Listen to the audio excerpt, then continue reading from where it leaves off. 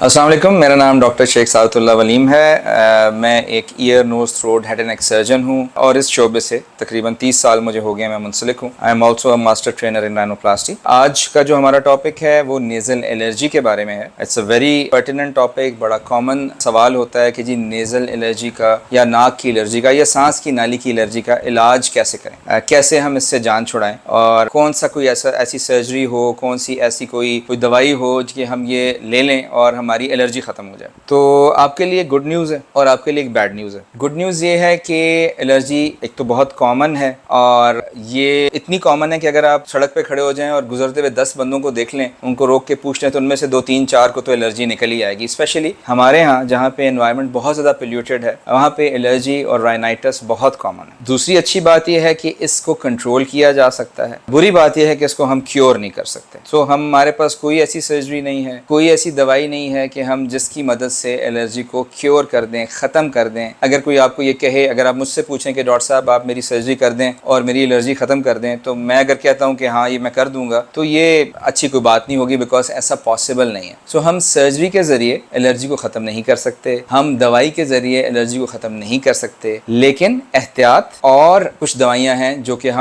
कि बेज़रूर होती हैं और आप बहुत लंबे अर्से तक ले सकते हैं, उनके कोई साइड इफ़ेक्ट्स नहीं होते। वो अगर हम लेते रहें तो हम एलर्जी को बहुत अच्छे तरीके से कंट्रोल कर सकते हैं। इतनी अच्छे तरीके से कंट्रोल कर सकते हैं कि आप एक नॉर्मल और हैप्पी लाइफ गुजार सकते हैं। अब जो आपकी जो एलर्जी है उसकी जो दवाइयाँ हैं वो ज़्यादा अच्छा तब काम करती हैं जब आप एहतियात का दामन हाथ से ना छोड़ें। सो जिस चीज़ से आपको एलर्जी है, आमतौर पर एलर्जी जो है वो एनवायरमेंटल फैक्टर से होती है, यानी हमारे माहौल में चीज़ें ऐसी हैं कि वो हमें प्रॉब्लम कर रही होती हैं और वो एलर्जी कर रही होती हैं। अब याद रखें कि एलर्जी आपकी पूरी सांस की नाली की भी हो सकती है, उसके नेजल एंड की भी हो सकती है और उसके थोरैसिक यानी कि छाती की एलर्जी भी हो सकती है। जिनको छाती की एलर्जी होती है उसे हम दमा कहते हैं। जिसे नाक की एलर्जी होती है उसे हम नेजल एलर्जी कहते हैं, इसमें छींकें आती हैं, नाक से पानी बहता है। और कुछ लोग ऐसे होते हैं कि जिनको ये दोनों यानी एक एंड से लेके दूसरे एंड तक की एलर्जी होती है। सो आप आइडेंटिफाई करें कि आपको किस चीज़ से प्रॉब्लम है। किसी भी बंदे को किसी भी चीज़ से एलर्जी हो सकती है और ज़रूरी नहीं कि 2 बंदों को अगर एलर्जी है तो मिलती जुलती चीज़ों से हो। सो किसी एक को किसी दूसरी से मिलती जुलती चीज़ से एलर्जी नहीं होगी, डिफरेंट चीज़ों से एलर्जी होगी। आपको आइडेंटिफाई करना है कि आपको किस चीज़ से प्रॉब्लम होती है और आपको उसको अवॉइड करना है। अगर आप उसको अवॉइड करेंगे तो कम दवाई से अच्छा कंट्रोल आएगा। अगर आप उसको अवॉइड नहीं करेंगे तो बेतहाशा दवाई खा के भी आपका कंट्रोल अच्छा नहीं होगा। सो परहेज़ यहाँ पे कहना जायज़ होगा कि इलाज से बेहतर तो नहीं है, लेकिन इलाज के साथ साथ बहुत ज़रूरी है। एक चीज़ मैं मेंशन करता चलूँ, क्योंकि मैंने ये कहा है आपको कि सर्जरी कोई नहीं होती एलर्जी की, तो हम एलर्जी वाले पेशेंट में सर्जरी कब करते हैं? हम सर्जरी तब करते हैं जब आपकी नाक इतनी बंद हो जाए कि आप सांस ना ले पाएं। सो नाक खोलने के लिए सर्जरी करते हैं। कभी कभी एलर्जी की वजह से पोलिप्स बन जाते हैं, तो हम पोलिप्स की सफाई के लिए सर्जरी करते हैं, जिसे हम फंक्शनल एंडोस्कोपिक साइनस सर्जरी कहते हैं। कैमरे की मदद से सर्जरी होती है। नाक में लेजर का कोई काम नहीं है। कुछ लोग कहते हैं कि जी हम लेजर से सर्जरी करेंगे, नाक में लेजर का फिलहाल कोई ऐसा काम नहीं है। फंक्शनल एंडोस्कोपिक साइनस सर्जरी है जो कि लेटर सर्जरी है। कैमरे की मदद से नाक की सफाई की जाती है, सर्जरी की जाती है, पोलिप्स निकालते हैं, हड्डी को सीधा करते हैं ताकि आप सांस बेहतर ले सकें और आपकी जो नाक की दवाई है जो कि एलर्जी की दवाई है, जिसमें ज़्यादातर स्प्रेज वगैरह होते हैं, वो अच्छी तरह से अंदर तक जाएं और अपना